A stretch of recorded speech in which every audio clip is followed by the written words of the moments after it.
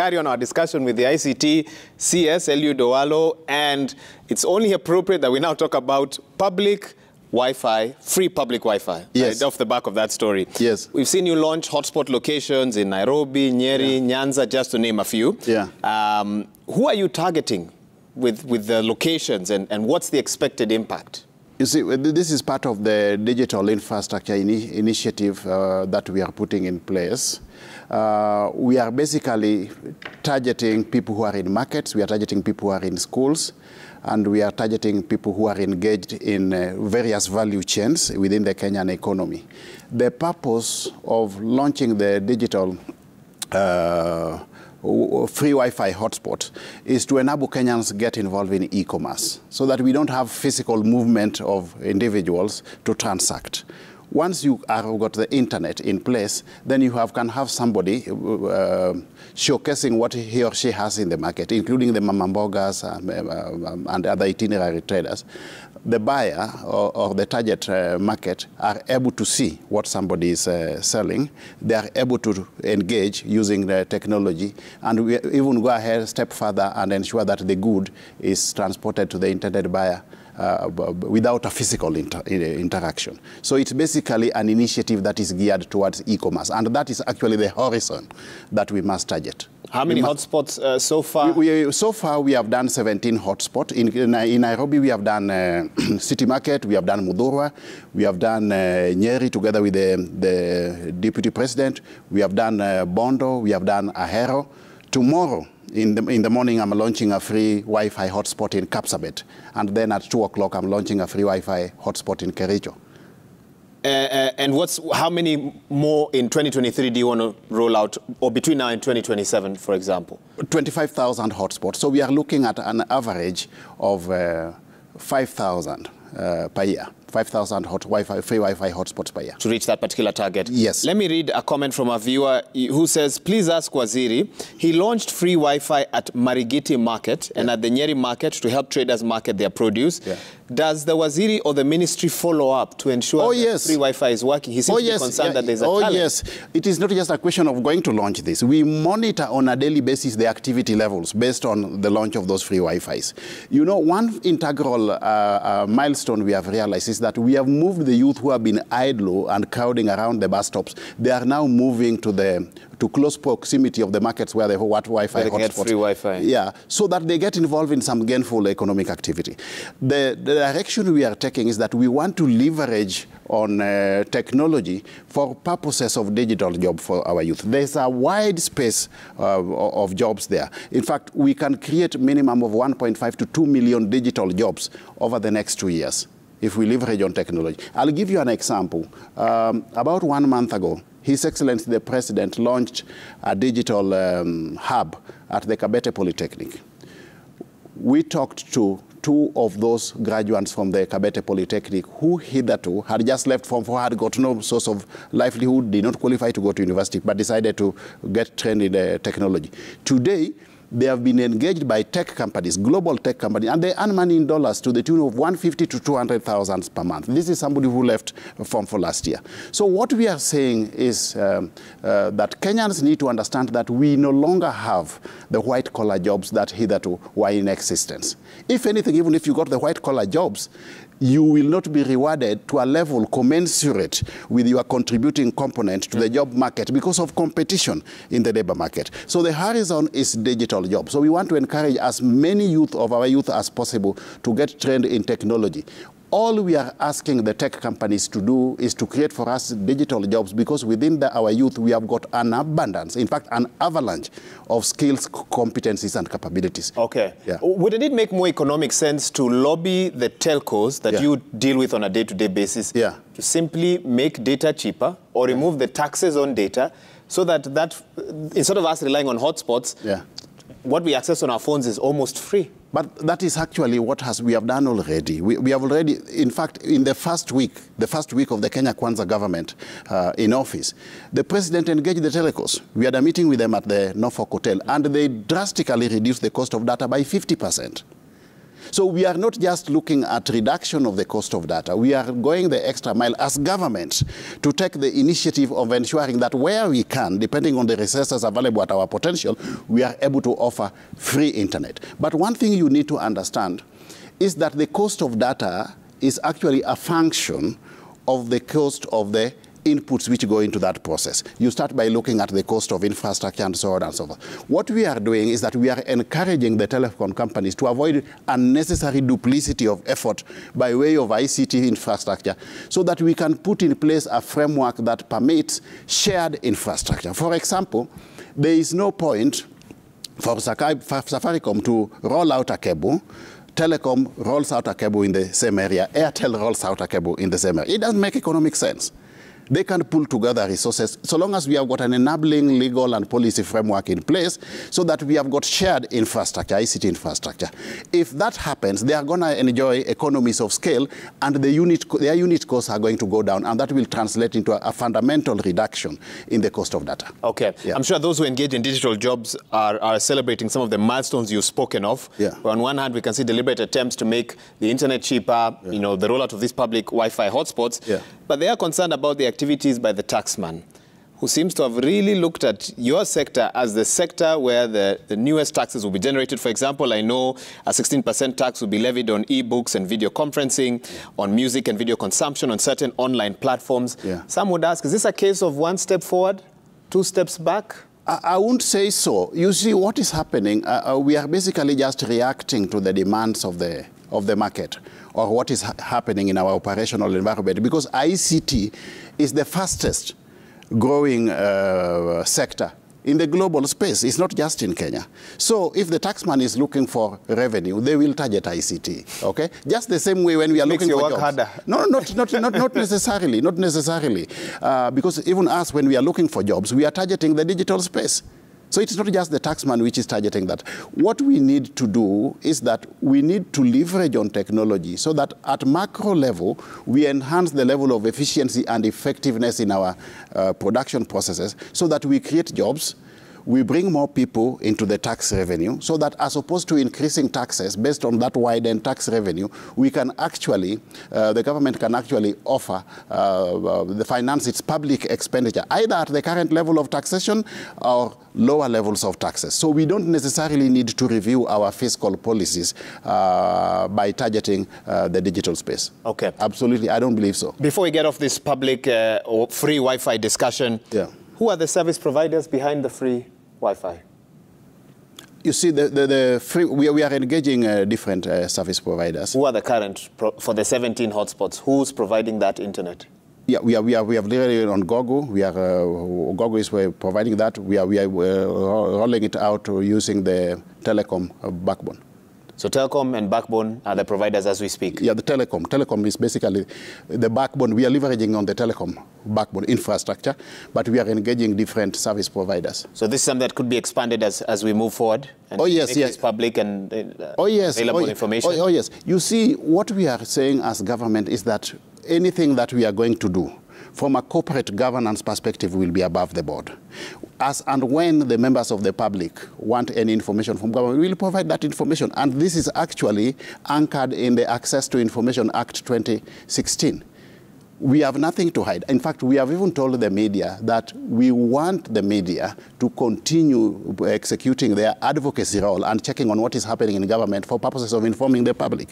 All that we are going to do will be above board in government. In fact, one of the initiatives we are introducing within my ministry is to ensure that we'll periodically be giving members of the public update on on the projects which the government is rolling out for purposes of information. And I ask you these questions because we've had predecessors who launched projects with great fanfare, but updates were never given, and the fate of those projects up until today remains unclear. Let me give you a project, an example. Your predecessor at one point told the nation that Google balloons to strengthen our internet infrastructure were airborne somewhere.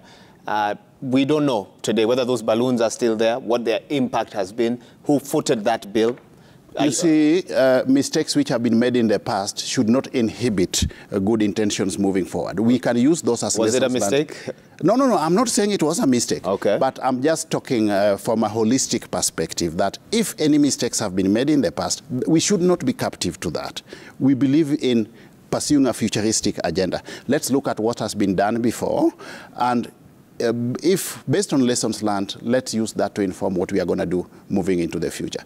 But for us as Kenya Kwanza government, we are not interested in lamenting about what has been done in the past. We are here to provide transformational leadership to ensure that we correct the ills which have been undertaken in the past. Okay. We are in a precarious position where the economy is not doing well, and we are not hiding this. We are telling Kenyans that we inherited a country which actually was dry from a public coffers perspective. So we are looking at ways and means of re-engineering the entire government operations, more so from a revenue perspective, so that we enhance our revenue base, move away from relying on foreign support by way of capital inflow, and we see what we can do using locally generated revenue. Okay. Yeah. Now, speaking of moving forward, last year President Ruto promised that the country would be manufacturing smartphones. Oh, yes. Worth less than 5,000 or 5,000 shillings in 2023. Yes. We're in 2023. Oh, yes. How far are we in achieving that promise? You know, the telecom companies have come together. We are looking at Safaricom, we are looking at Jamii Telecom, we are looking at Airtel. Despite the fact that they are competitors, they have been creative enough.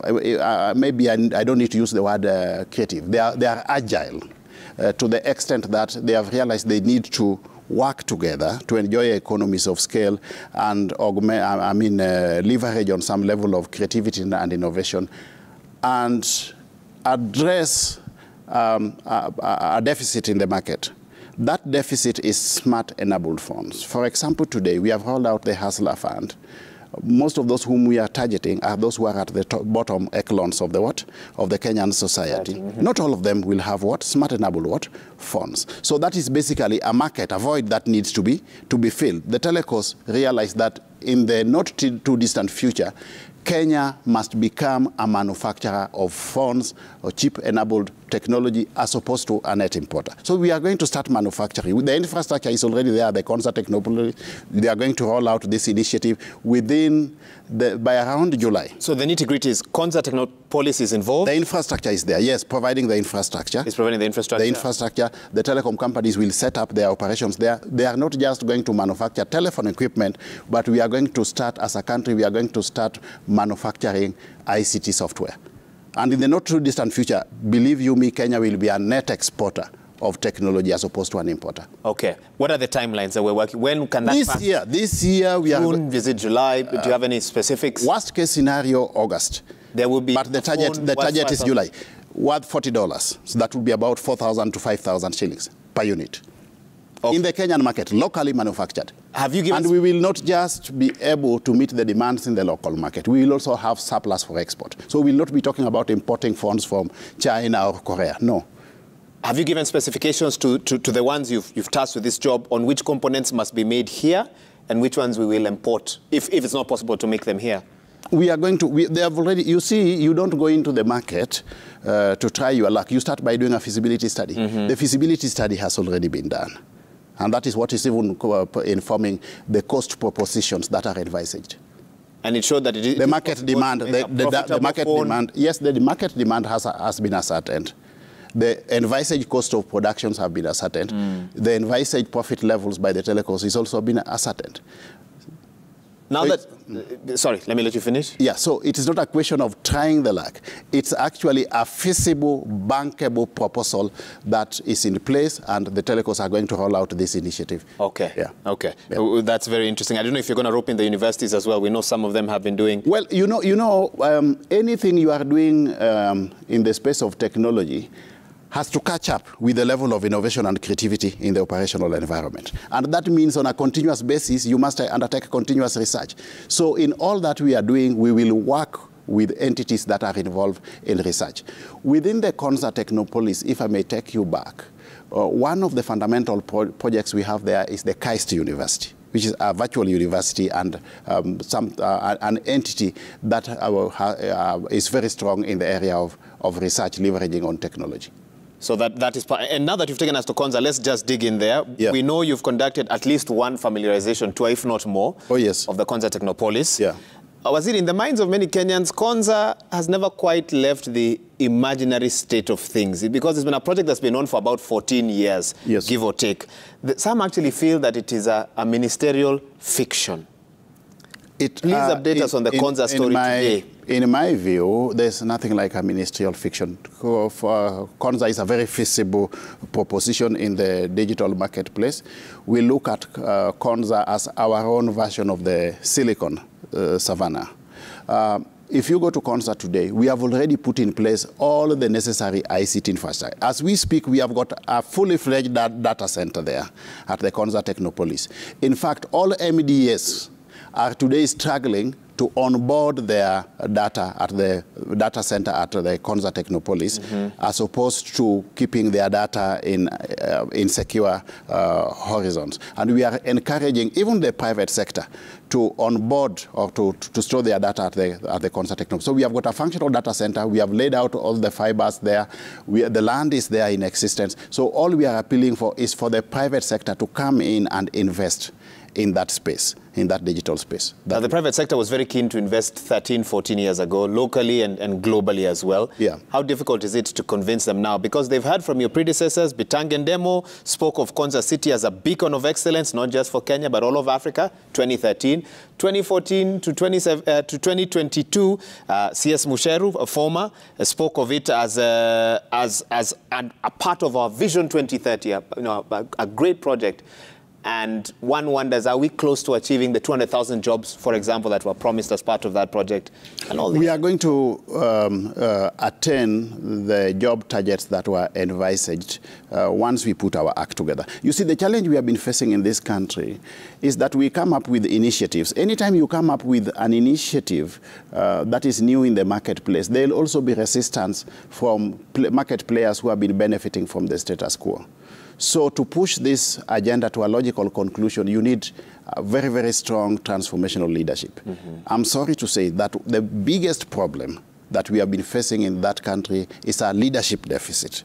We come up with a good initiative, but at some point in time, we are not able to pursue them to a logical conclusion because we become captives of those who are benefiting from the status quo. Today, we are lucky that we have got a leadership that is not just a risk taker, but a leadership that is ready and willing to pursue an agenda based on a very clear vision, so long as that agenda is in response to the challenges facing the common mwananchi and is for the good of the Kenyan economy. So now let me put it this way. We have been in government now for how many months? 4 months. But of course, CSS came in. So practically, as government, we have only been fully constituted for 3 weeks. Yeah? Because the PSS came in, where the accounting officers in government came in 3 weeks ago. We have got an ambitious agenda which we believe is feasible, is viable, and is responsive to the needs of the common mwananchi. We have got a leadership that is transformational, a leadership that is willing to take risks, but pursue this agenda to a logical conclusion. And I don't see, from where I sit, why we should be able to, we are going to fail. Okay. We should be able to realize the vision that we had for Kenya. We're getting questions from our viewers, and I have questions, but I still need to take some of their thoughts. They are asking this evening, in the leadership and vision that you speak of, where do the following institutions sit? The Postal Corporation of Kenya. Under my ministry.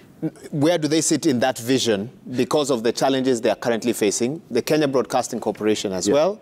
I've stated from the onset that at some point in time, I would wish to be held accountable by way of performance on the basis of revitalization of both KBC and the Kenya Broadcasting Corporation.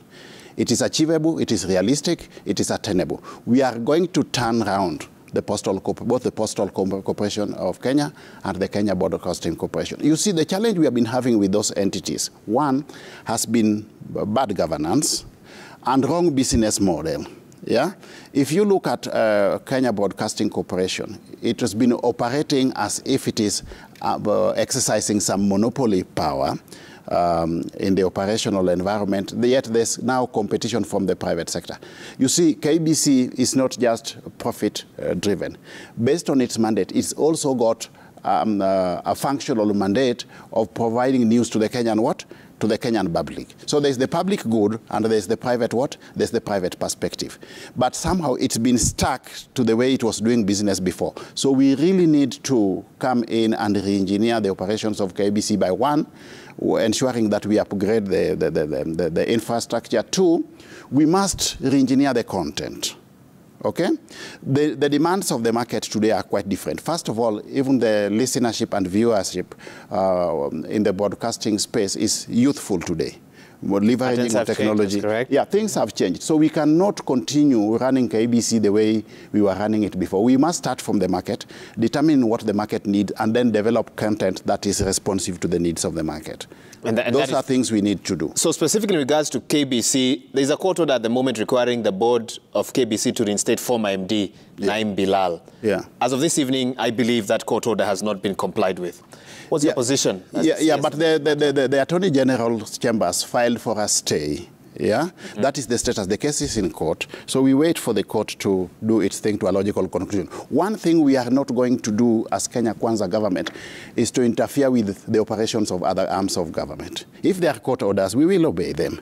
If there's a process in court, we will wait for the judicial system to pursue those, to exercise their authority to a logical conclusion. And as and when decisions are made, we will abide by those. That is when you... But as executive, we are not going to interfere with either the operations of the judiciary on one hand or the legislature on the other. We will let them do their thing. And also that thinking will also be extended to the independent commissions. They have to be truly independent in the letter and spirit of the Constitution. I know you have an early morning tomorrow. You mentioned you've already laid out your agenda, so I won't keep you here too long, but a few more questions. Oh, yes. A viewer here, Brian, is asking, please ask him about the fate of Telcom Kenya Limited. Is it a parastatal? In a recent interview, I think it was on JKL here, when new CSs were hosted, CS Moses Kuria said that the nationalization of Telcom was going to be stopped. That's a question that's coming in. What's your take on that particular matter? You see, Telecom, the interest of government in Telecom is that Telecom is in possession of very, very crucial infrastructure. It's been actually a private entity. There was a process of offloading those shares to the government through the National Treasury, which is actually the custodian of government interests as far as investment in such entities is concerned. That process is not quite complete. There are issues which are being sorted out within that area, and I really don't want to go into details. Yeah, the interest we have is government is actually that it is a strategic entity because it has got very critical infrastructure in its position. If we get the opposition, if we get the opportunity to get involved in the management of Telecom, to some extent, we can, but we don't want to go back to where we were, where the government was competing with the private sector in business. The role of government is to create an enabling environment for the private sector to thrive, put in place an enabling policy, legal and regulatory framework, and let the private sector do its thing. CS, before you go, I can't let you go before I ask you this question. Yeah. We've seen you a number of times making trips to Nyanza. Yes. Part of the activities there has been to distribute food, amongst others. Yeah. What would you say to those who viewed those trips from a political perspective? Why? I mean, you see, I don't know why Kenyans are too preoccupied with politics as opposed to the economy. As Kenya Kwanza government, politics is not part of our agenda over the next 5 years. And if you are looking for a performance indicator from this government on the basis of politics, you're going to get disappointed because we don't exist in that space. Yes, we've seen you spend, well, if your tweets are anything to judge you by, yes, a considerable amount of time in a region that voted the opposition way. You have a homecoming this weekend. Some would say there's a bit of, and then we knew you with a political background in addition to your professional background, you see, as well. Food is a basic necessity. Just the same way Kenyans have been dying in certain places, have been starving in places like Baringo or Turkana, we also have people who have been undergoing very difficult circumstances in Nyanza. In fact, in integral components of that region, people can hardly do 2 meals per day. So as we pursue our development agenda, it is also a cardinal responsibility of government to ensure that the common mwananchi gets basic what?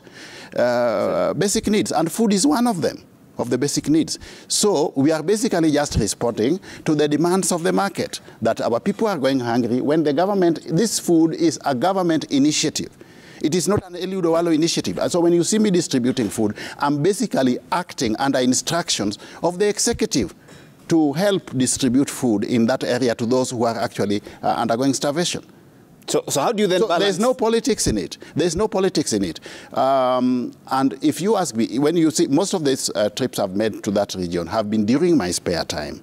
It does not in any way interfere with my mandate and functional responsibilities as the CS for ICT and the digital economy. Because I was going to ask you how you balance the expectations of an apolitical cabinet, which you're part of, yes, versus your political background. I've not done any politics since I was appointed cabinet secretary. Mm-hmm. I've not done any politics since I was appointed cabinet secretary. I've solely been focusing on my mandate and the mission that I'm pursuing, which of course I will pursue to a logical conclusion, and I can assure you I will deliver. But you don't operate in a vacuum. You must also respond to emerging issues in your operational environment, depending on unfolding events from time to time. One of those emerging issues in that space is famine, and we have to respond to it. And that is why immediately we came into office, one of the first steps which His Excellency the President undertook to ensure that we have got sustainable food security was to reduce the cost of fertilizer from the hitherto 7,000 shillings per bag to a meager 3,500 shillings per bag. Now we are rolling out distribution of seeds. We are rolling out provision of free fertilizer. Simply furthering his agenda with your trips. But I'm an appointee of the President. Any powers that I hold or any mandate that I execute is at the behest of the President, who is the appointing authority. So to tell me this in your parting shot, 14th January 2023, I've seen a poster somewhere, all roads headed to Assemble for your homecoming function. It's a Thanksgiving. Tell us about that. Well, we have invited Kenyans of all shades of life from all over the country. You know, I've been in this public space for a while. I've been a consultant for 23 years. There are so many professionals I've interacted with. There are so many government officials I've interacted with. I've also been in the political space. I've interacted with so many politicians. So we have actually invited Kenyans from all over the country for this Thanksgiving ceremony. I've got a critical mass of friends from all facets of the Kenyan economy, and we have invited them for this function. And I can assure you that it will be a good Thanksgiving ceremony. We expect a critical mass of Kenyans from all corners of the country. Does that involve those from the other side of the political landscape? It is not a political event. It is a Thanksgiving event. So I don't want to give it a political dimension. We have invited leaders of all shades and at all levels of government to attend. Okay. And we believe they will join us during that ceremony, and we'll have a good function. CS, you lead a large ministry with many questions I could have asked, but I think we'll stop it there for today. Thank you so much for your time. It was my pleasure. I look forward to coming back again. Thank you. Thank you.